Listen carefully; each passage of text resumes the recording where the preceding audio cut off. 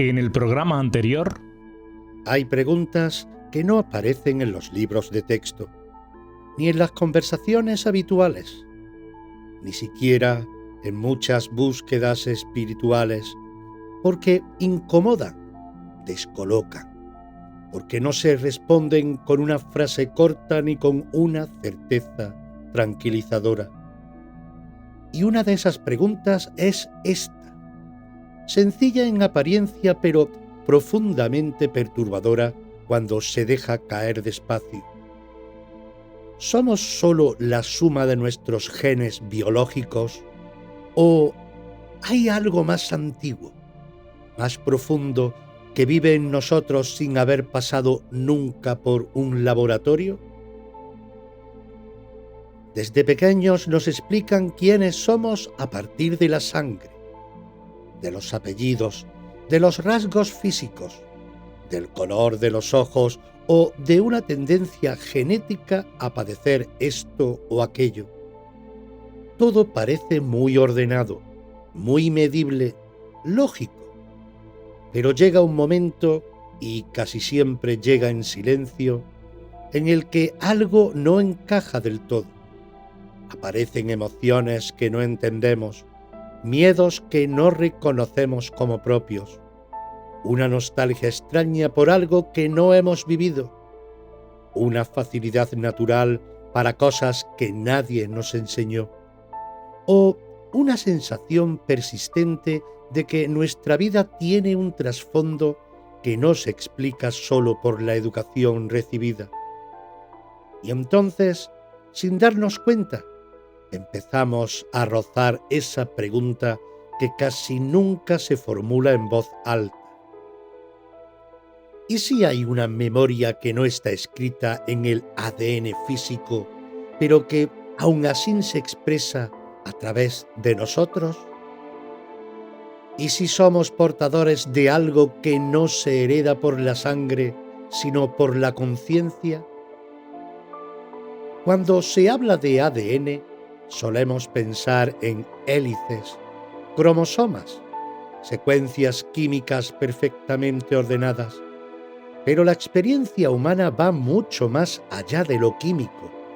Sentimos, intuimos, recordamos sin imágenes, sabemos sin haber aprendido.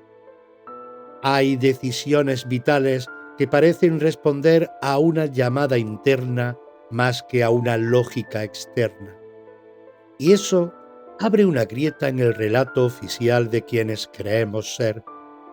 El concepto de ADN espiritual no viene a negar la biología, no viene a competir con la ciencia ni a reemplazarla con fantasía. Viene a señalar un territorio que la ciencia empieza a rozar, pero que la experiencia humana lleva siglos habitando. El de la información no visible, el de la memoria vibracional, el de la conciencia como campo vivo. Tal vez no somos solo cuerpos que heredan genes, sino conciencias que heredan historias, aprendizajes, heridas y dones que no pertenecen a una sola vida ni a una sola familia. Tal vez dentro de cada uno hay un archivo silencioso, no escrito en letras, sino en sensaciones, impulsos y llamadas internas que nos empujan a recordar quiénes somos más allá del personaje.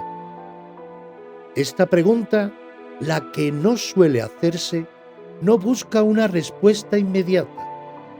No quiere cerrarse, quiere abrir.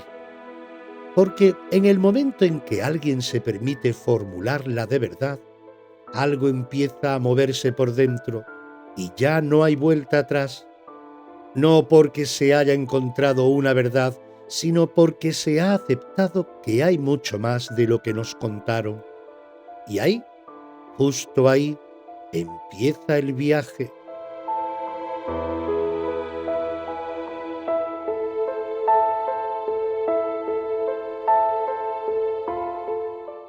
Escuchas Reflejos del Alma, un viaje introspectivo donde exploramos quiénes somos, de dónde venimos y a dónde vamos.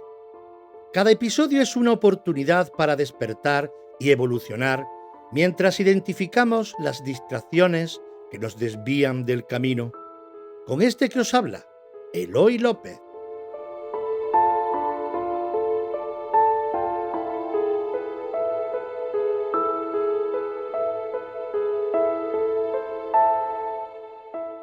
Durante mucho tiempo se ha vivido la herencia como un destino inamovible, como si todo lo recibido, emocional, energético, espiritual, tuviera que continuar su curso sin posibilidad de intervención. Esto es así. En mi familia siempre ha sido así. Yo soy así. Frases que parecen inocentes, pero que en realidad son pactos inconscientes con la repetición. El despertar de la conciencia introduce una grieta decisiva en esa lógica. La posibilidad de elegir. No elegir lo que ocurrió, no elegir de dónde venimos, pero sí elegir qué continúa vivo en nosotros y qué deja de gobernar nuestra vida. Y esa elección no es mental, no se hace con un discurso bonito, se hace con actos internos de presencia. Elegir qué heredar no significa rechazar el pasado ni renegar del linaje. Significa discernir, darse cuenta de qué patrones nutren y cuáles asfixian, qué creencias sostienen la vida y cuáles la encogen. Hay herencias de fortaleza, de resistencia, de amor silencioso, de capacidad de sostener en la dificultad. Y hay herencias de miedo, de sacrificio extremo, de silencio impuesto, de culpa perpetua. Todo eso llega junto, mezclado. Soltar no es olvidar. Soltar es dejar de obedecer automáticamente. Es mirar un patrón y decir, esto termina aquí. No desde la rabia, sino desde la lucidez, porque repetir inconscientemente no honra a nadie. Al contrario, perpetúa el dolor que nunca pudo ser resuelto. Esta elección suele generar conflicto interno. Aparece la culpa, la sensación de traición al sistema familiar, el miedo a quedar excluido, como si al soltar una carga se estuviera abandonando a los que la llevaron antes. Pero ocurre justo lo contrario. Cuando alguien deja de cargar, libera. Cuando alguien corta una repetición, honra el sufrimiento que hubo, dándole por fin descanso.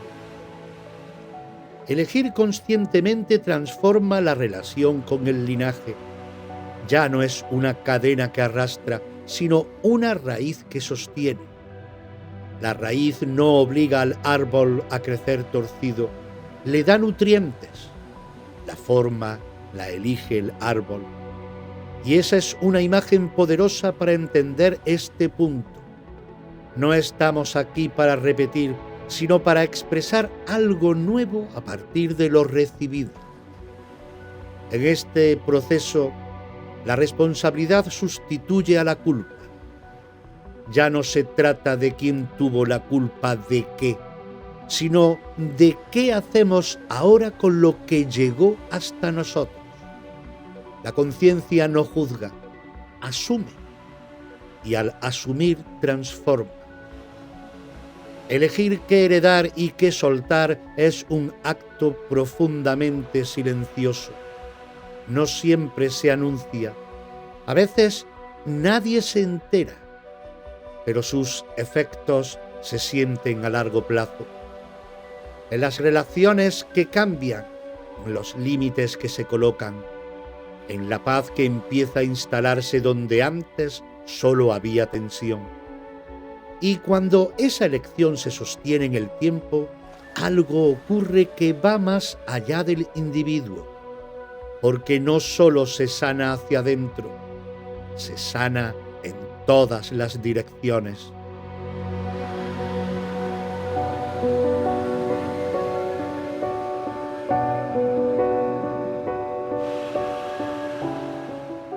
Existe una idea profundamente arraigada que dice que el pasado está cerrado y el futuro aún no existe. Pero cuando hablamos de conciencia y de linaje, esa línea recta del tiempo empieza a resquebrajarse, porque sanar no es solo un acto individual, es un movimiento que atraviesa la cadena completa de la vida en ambas direcciones. Cuando alguien toma conciencia de una herida heredada y decide no seguir repitiéndola, no está actuando solo por sí mismo. Está haciendo algo que nadie antes pudo hacer. Está sosteniendo un dolor que otros no tuvieron tiempo, recursos o permiso para mirar. Y en ese acto, algo se libera también atrás, aunque no podamos medirlo ni explicarlo con palabras exactas. Sanar hacia atrás no significa cambiar lo ocurrido, significa cambiar la carga emocional con la que ese pasado sigue vivo en el presente. Es como si una historia que llevaba siglos gritándose en silencio encontrara, por fin, un oído dispuesto a escucharla sin juicio. Y cuando una historia es escuchada, deja de necesitar repetirse. Muchos sienten este proceso como una reconciliación profunda con los ancestros, no idealizada, no romántica, una reconciliación real, donde se reconoce el dolor, la dureza, las decisiones imposibles, las renuncias forzadas. Al comprender el contexto, la herida se humaniza y al humanizarla pierde su poder de mando. Pero la sanación no se queda atrás, avanza. Sanar hacia adelante es quizás el acto más revolucionario que puede hacer un ser humano, porque implica no transmitir automáticamente lo que se recibió sin conciencia. Implica ofrecer a los que vienen, hijos, alumnos, personas cercanas, incluso desconocidos, una frecuencia distinta, menos carga, más presencia, menos miedo, más verdad. No se trata de crear generaciones perfectas, eso es otra trampa. Se trata de reducir el peso, de no entregar un legado lleno de silencios, de culpas sin nombre, de emociones reprimidas. Se trata de permitir que el futuro empiece desde un lugar un poco más libre que el pasado. Este punto suele vivirse con una mezcla de humildad y responsabilidad. Humildad porque uno entiende que no es el salvador del linaje. Responsabilidad porque sabe que sus decisiones sí importan. Que cada vez que elige conscientemente algo cambia en la red invisible que une a todos. Sanar hacia atrás y hacia adelante convierte al ser humano en puente, no en héroe, no en mártir, en puente. Alguien que conecta lo que fue con lo que puede ser sin quedarse atrapado en ninguno de los dos extremos. Y cuando uno se convierte en puente, deja de vivir solo para sí. Empieza a vivir como parte de algo mayor. Y esa comprensión abre la puerta a una mirada aún más amplia. Porque todo esto no ocurre aislado, ocurre en un campo compartido.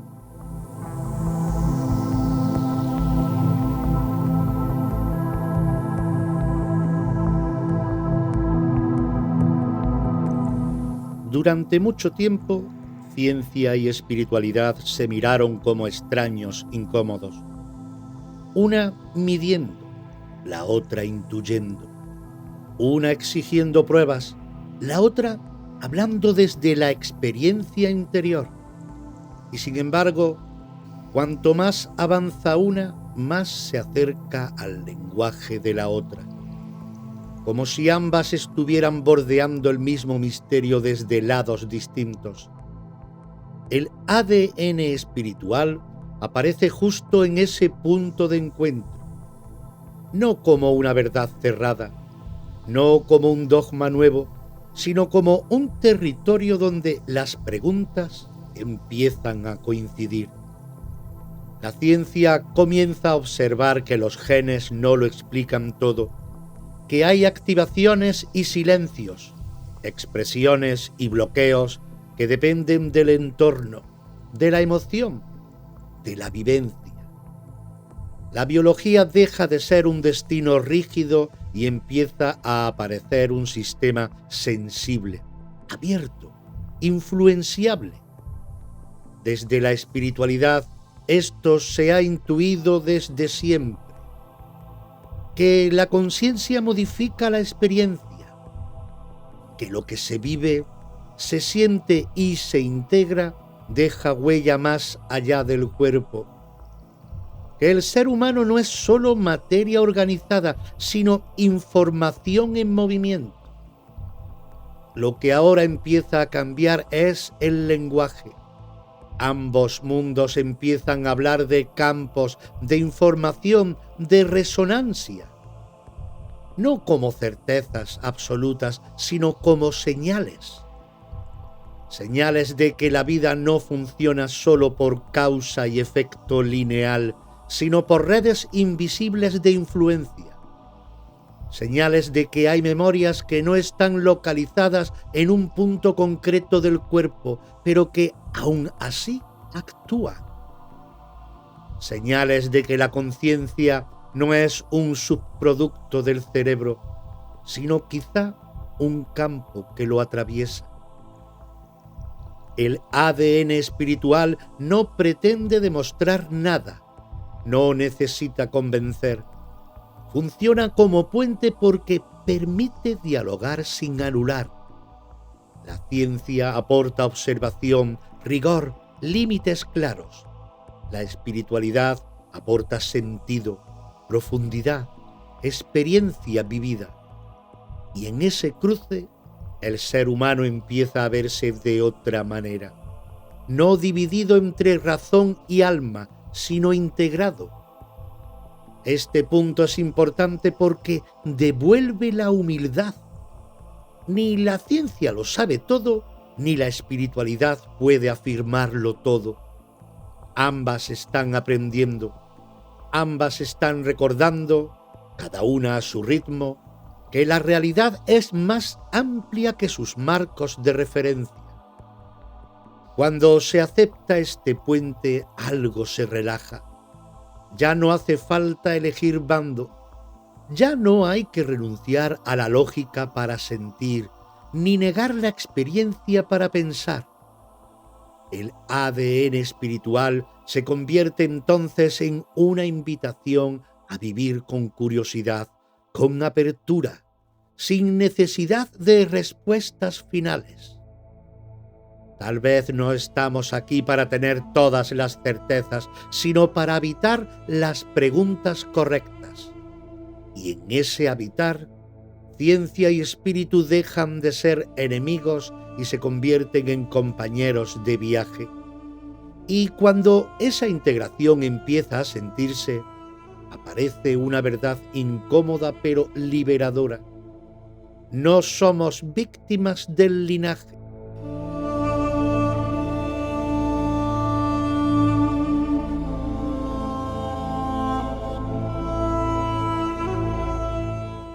Durante mucho tiempo, la historia personal y colectiva se ha contado desde la herida, desde lo que faltó, lo que dolió, lo que se repitió. Y aunque esa mirada tiene verdad, también encierra una trampa sutil, convertirnos en víctimas de aquello que heredamos, como si el linaje fuera una condena, una carga imposible de soltar, un guión escrito antes de nacer. El despertar de la conciencia introduce una comprensión radicalmente distinta. No niega el dolor heredado, pero lo recoloca.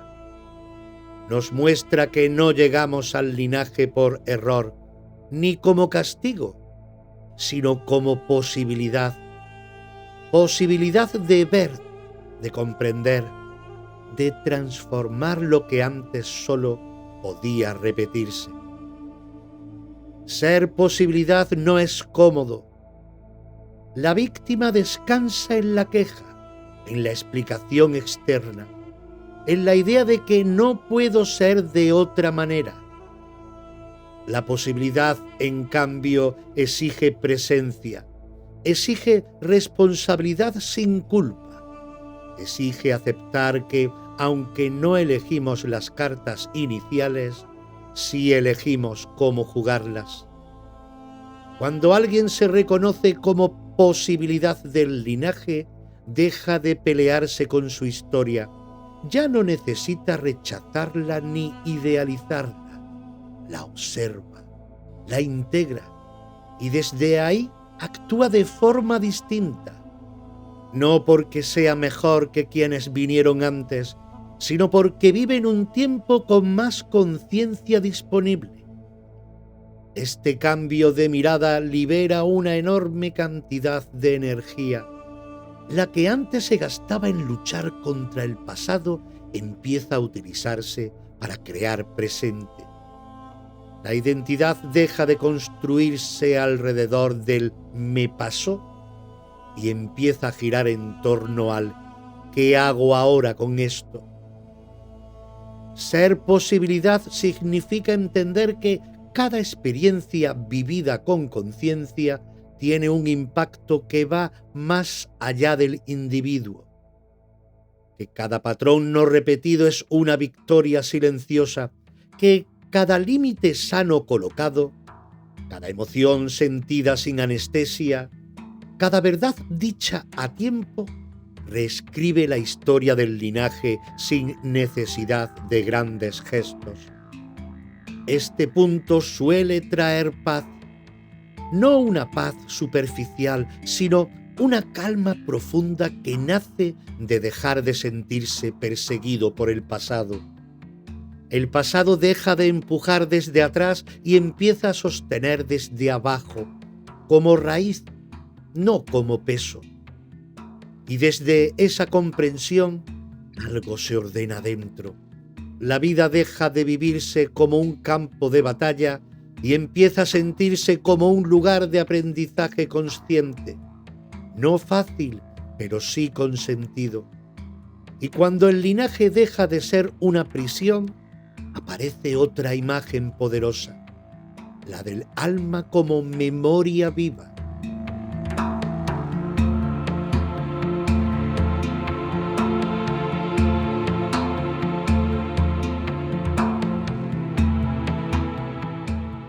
Hay una idea que, cuando se deja caer despacio, lo reordena todo. Nada de lo vivido se pierde, ninguna experiencia, ningún amor, ningún error, ningún aprendizaje desaparece en el vacío. Todo queda inscrito en algún lugar más allá de la mente, más allá incluso de la biografía. A eso es a lo que muchos han llamado, de distintas formas y en distintas épocas, la memoria del alma. No es una memoria como la que usamos para recordar una fecha o un rostro. No funciona por imágenes ni por palabras. Es una memoria viva, encarnada, que se expresa en la manera de estar en el mundo, en cómo miramos, en cómo tocamos la vida, en cómo reaccionamos ante lo esencial. Es un libro abierto, pero no se lee con los ojos, se lee con la experiencia. Por eso hay cosas que sabemos sin haberlas aprendido. Por eso hay verdades que reconocemos al escucharlas, aunque sea la primera vez que las oímos. No porque sean nuevas, sino porque resuenan con algo antiguo que ya estaba escrito en nosotros. La memoria del alma no acumula datos, acumula sentido. Este libro no distingue entre vidas, entre antes y después, entre aciertos y errores. Todo forma parte del mismo relato. Cada caída aporta profundidad. Cada herida deja comprensión. Cada acto de amor deja huella. Nada fue inútil. Incluso aquello que más nos costó entender tenía un lugar en el aprendizaje mayor. Cuando alguien empieza a vivir desde esta comprensión, cambia la relación con su propia historia.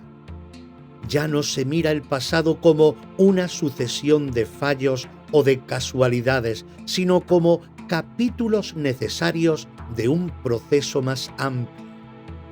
No para justificar el dolor, sino para darle contexto. El alma no busca castigar, busca aprender. Y aprende a través de la experiencia directa. La memoria del alma también explica por qué ciertas etapas vitales despiertan emociones intensas sin causa aparente.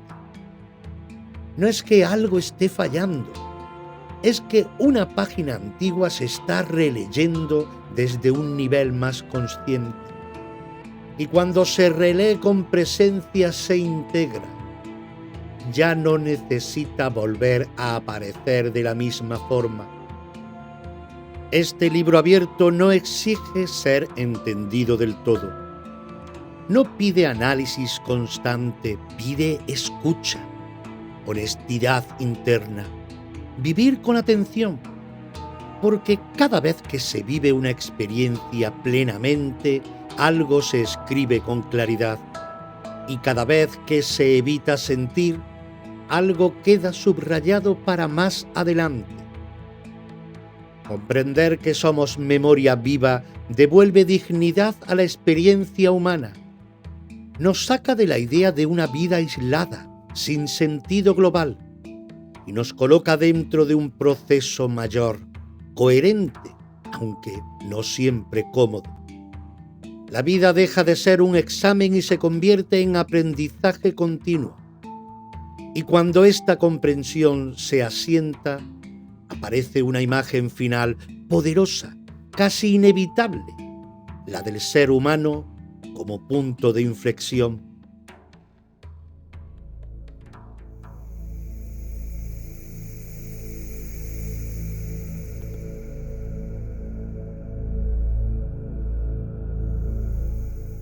Hubo un tiempo en el que la herencia se transmitía sin preguntas. Se recibía y se obedecía.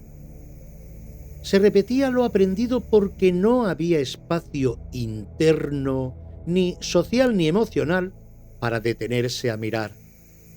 La supervivencia mandaba, el miedo apretaba, y la conciencia, aunque siempre estuvo ahí, no tenía el lugar que hoy empieza a reclamar. Lo que hace distinto a este momento histórico no es la tecnología ni la velocidad del mundo, aunque influya, es algo más silencioso y profundo. Por primera vez, un número creciente de seres humanos puede darse cuenta de lo que está heredando mientras lo hereda. Puede observar el patrón en tiempo real, sentir la reacción antes de ejecutarla, elegir no seguir el impulso automático. Eso convierte al ser humano en eslabón consciente del linaje, no el primero en sufrir, no el último en aprender, pero sí uno de los pocos capaces de detener la cadena sin romperla. Capaz de mirar atrás sin quedarse atrapado y mirar adelante sin huir del presente. Ser eslabón consciente no significa hacerlo todo bien, significa darse cuenta. Darse cuenta cuando una emoción no es solo propia, cuando una reacción viene cargada de historia, cuando una decisión puede repetir o transformar. Y en ese darse cuenta, aunque se vuelva a fallar, algo ya ha cambiado. La conciencia ya está operando. Este punto es importante porque devuelve sentido a muchas vidas que se sienten a contracorriente.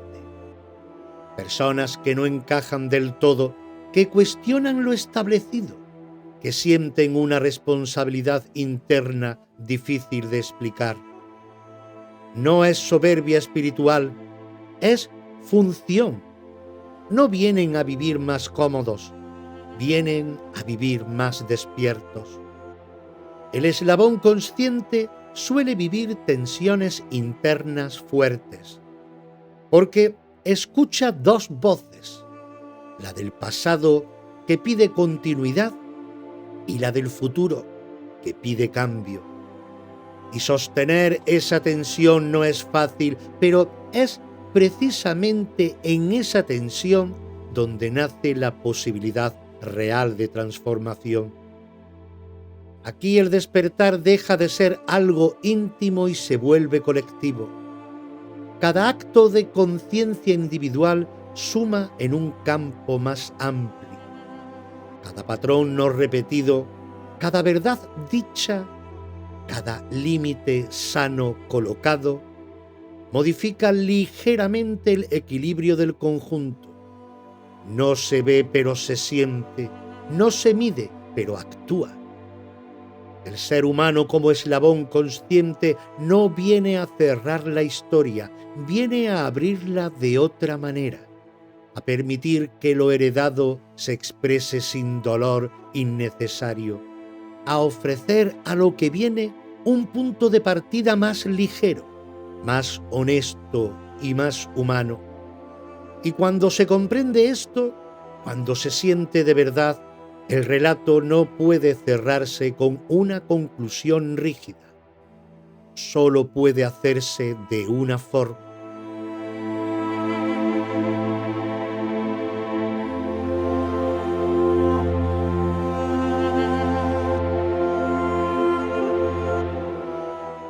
No somos solo hijos de nuestros padres. No somos únicamente el resultado de una combinación genética, de una educación concreta, de una historia familiar más o menos afortunada. Somos algo más amplio, más antiguo, más profundo. Somos el punto en el que muchas historias se encuentran y por primera vez pueden ser miradas con conciencia. Cada uno de nosotros camina con un linaje a la espalda, sí, pero también con una posibilidad entre las manos. La posibilidad de vivir despiertos, de dejar de repetir por inercia, de escuchar lo que pide ser sanado y permitir que lo que merece seguir continúe de una forma más libre. Tal vez nunca sepamos con exactitud cuántas vidas, cuántos nombres, cuántas experiencias nos habitan. Y quizá no haga falta saberlo.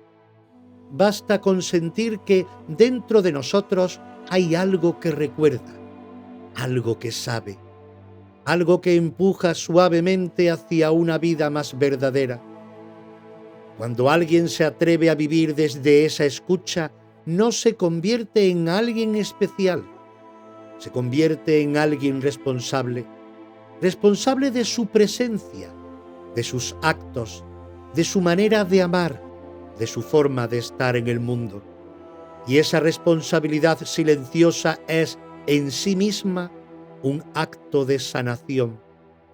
Porque cada vez que alguien elige conciencia en lugar de repetición, el linaje respira. Cada vez que alguien pone luz donde antes hubo silencio, la historia se reordena. Cada vez que alguien se permite ser fiel a lo que es, algo antiguo encuentra descanso. Quizás por eso estamos aquí, no para cargar con el pasado, sino para darle sentido. No para huir del linaje, sino para convertirnos en la respuesta que llevaba siglos esperando. Y con eso basta. Lo demás seguirá desplegándose.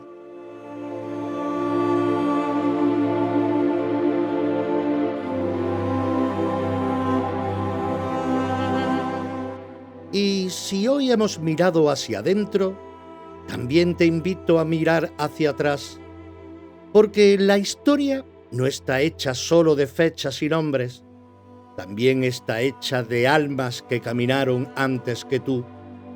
Te espero en Los Misterios de la Historia, aquí, en esta misma sintonía, en esta misma plataforma, porque a veces entender quiénes fuimos nos ayuda a recordar quiénes somos.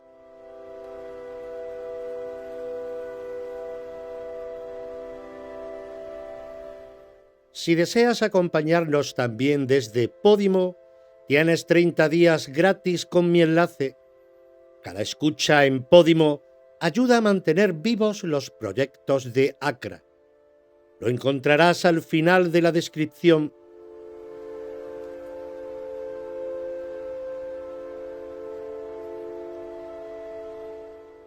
Este podcast y todos los creados bajo los sellos Reflejos del Alma y Los Misterios de la Historia son propiedad intelectual de la Asociación Cultural Reflejos del Alma, ACRA. Su producción, creación y realización corresponden íntegramente a dicha asociación.